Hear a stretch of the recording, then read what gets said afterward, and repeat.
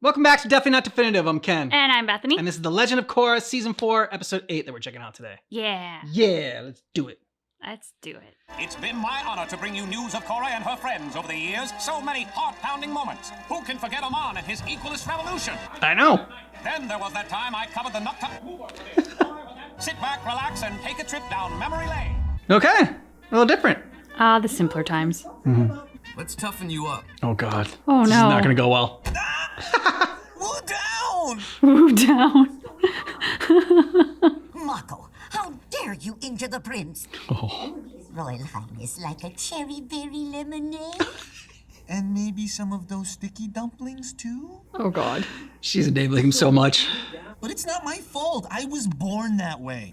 I'm not like you, Mako. I wasn't raised by a pack of tops in the woods. You don't know anything about me, do you? Nope. Yeah, I'm drawing a blank. How do I not know stuff about you? You never Shouldn't bother to asked? ask. Never asked? Yeah. Well, I'm asking now. Is there a special lady in your life? Not since Korra and I broke up.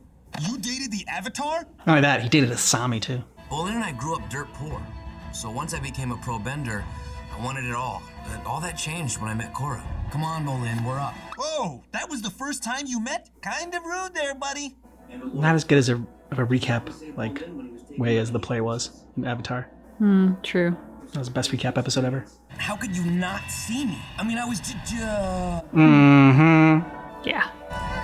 You really gotta work on your introductions. Hey, when you got It charm worked. like mine, you don't need introductions. Look, I really like you, and I think we were meant for each other. Oh, I forgot she came on that strong. Jeez. I just don't feel the same way about you. That's harsh, Mako. And the worst part about it is, it wasn't totally true. As much as you drive me crazy, I also think you're pretty amazing. Hot dogs! Thought you were dating a Sami. Naughty Mako, you take after your grandfather. Naughty Maka. I wasn't dating Asami. Denial. Yeah, you were dating a Sami. Maybe I was dating her, but my feelings for Korra became clear when Tarlok captured her. I was so worried. Poor Sami. You have feelings for her, don't you? Can we deal with our relationship problems later? Well, there might not be any relationship to worry about later. Turns out she was right. I want you to know how much I care about you.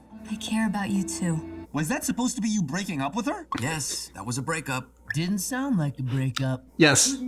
Can I just get on with the rest of my story or what? But I hope you weren't as ambiguous with Korra as you were with Asami. I was finally able to tell her how I felt. I love you, Korra. I love you too. And then you two lived happily ever after? No. You know, sometimes I wonder whose side you're on. What's with you inside? Maybe there's no room for our relationship. Are you breaking up with me? I'm really vague when I do it, so. I guess I am. But not this time. She took a while. The breakup. After that, someone had been taking out supply ships heading to the Southern Water Tribe. Asami's company was one of the victims, so she and I worked together to catch the perps. We barely got away, but by then Asami's warehouse had been cleared out. My company. I give up. I'm not giving up on you. I know. Actually, I'm completely fine with that. You officially broke up with Korra, and therefore you're free to smooch whoever you wish. Yeah, but it was just a low point for Asami. We had that fight before you left? Lost my memory for a little while. Was it a bad fight? Awkward.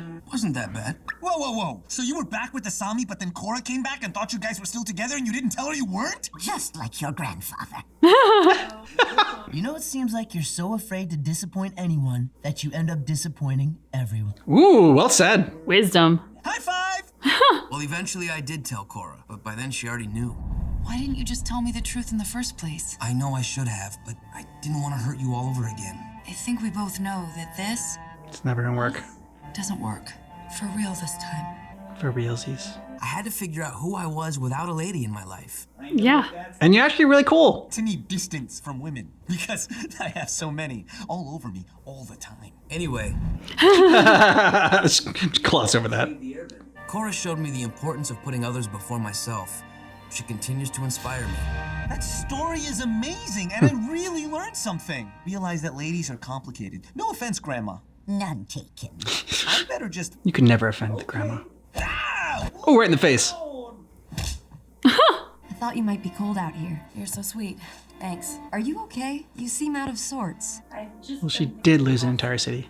She told me that the world doesn't need me, and it's basically pointless to try to stop Kuvira. That's ridiculous. I figured she was just being her normal, cranky self, but I'm beginning to think she had a point. The world does need you. But no matter what I do, the world seems to always be out of balance. Growing up, I couldn't wait to be the Avatar. I was so naive. The first time I saw Amon take someone's bending away, I was terrified. Yeah, it was a pretty sweet moment. And my worst nightmare came true. I got booped by him. It would have been less menacing if he booped people as he'd stick away their bending. That would be. Maybe more people would have signed up. The equalist movement lost its leader and its That face. The shock face is great. people had hope again, and it was all because of you. And I was hopeful too. As soon as I defeated Amon, a new enemy took his place.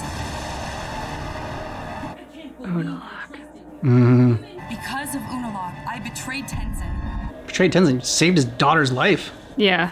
And I was helpless to stop him from destroying Rava and cutting off my connection to my past life. Unalaq and Vatu became more powerful than ever. You became more powerful too. You turned into a giant spirit.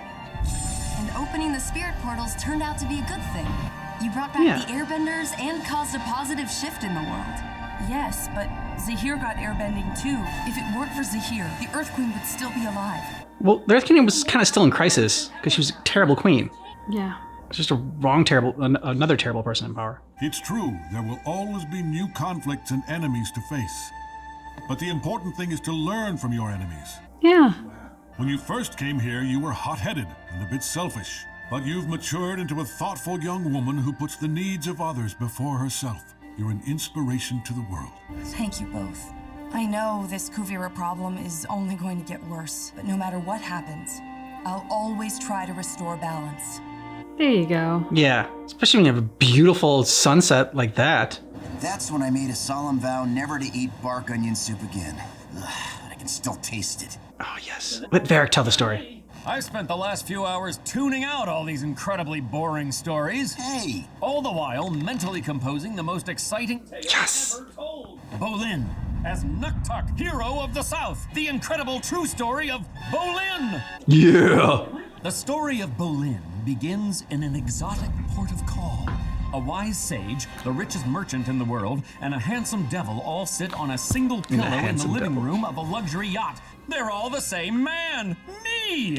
I try to upon whom can I bestow my awesome knowledge? Then in walks Nuktuk, with a twinkle in his eye, a gorgeous dame on his arm, and a song on his lips. And Pabu on his shoulder. Where can I find my tea? Oh, come on! No, let Varric tell it. Name's Bolin, by the way. Boring! Yes! Leave the storytelling to the masters. So, the trouble begins when the Avatar is trapped in the spirit world. So, the worst of the worst team up. Ooh.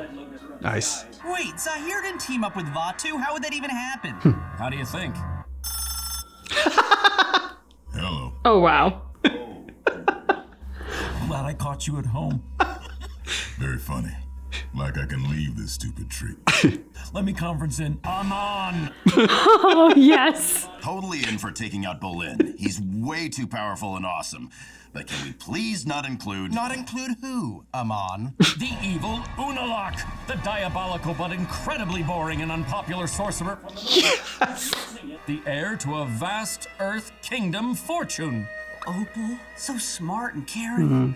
So pretty to smell. For at his lowest point, Bolin sought advice from the man who started it all, the wisest of the wise, me, for some of my signature sage advice. There's only one thing for you to do if you want to save the Avatar and defeat the fearsome foursome. I'm not really sure if I like fearsome. I mean, evil squared might be better.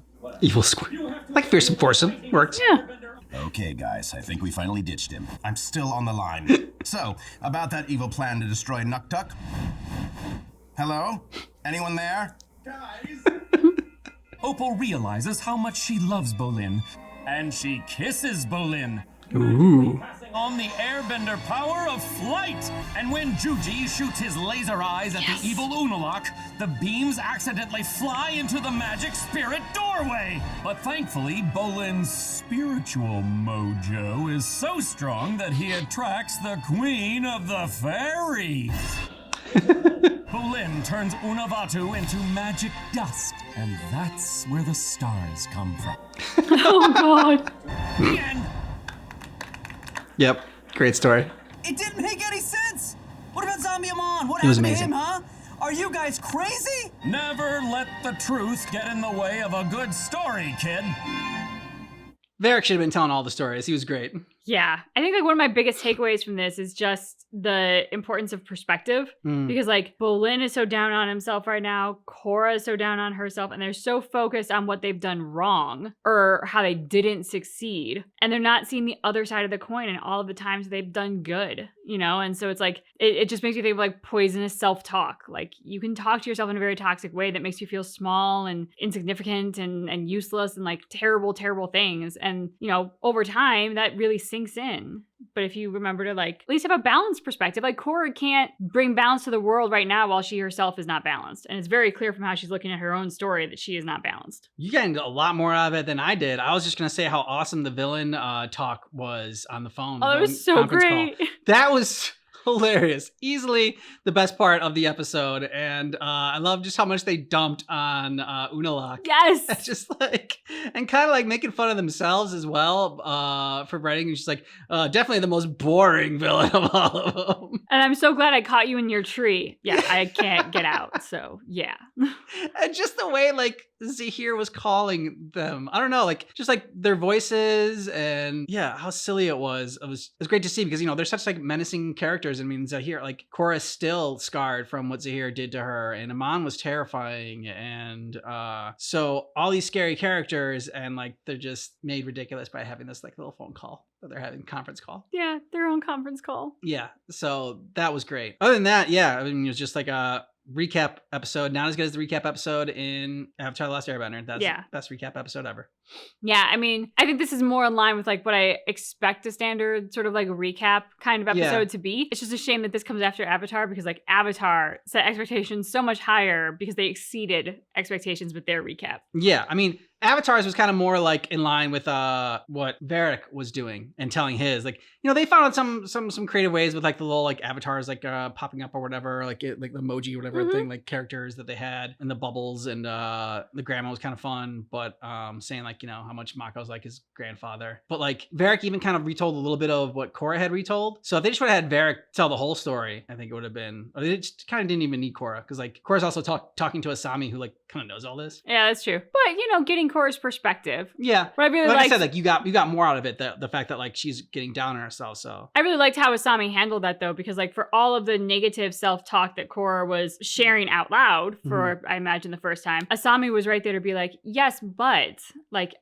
I'm not saying that what you're recounting was wrong, but you're discounting the good that came from what you did after the fact. So like she was a fantastic friend from just the thoughtfulness of like bringing her the tea and thinking she might be cold while she's all alone to then just being a friend to listen, but also not just letting her fully dump on herself, like actually having a counterbalance to her. Yep, I agree. Great friend to have. Let us know what you thought about this down below in the comments. And if you want early access for Korra, you can go ahead and get that right here on YouTube. The little join button down below, join our YouTube membership and get a month ahead on our reactions. Thanks so much for watching The Legend of Korra with us, but just keep in mind that our reaction is definitely not definitive.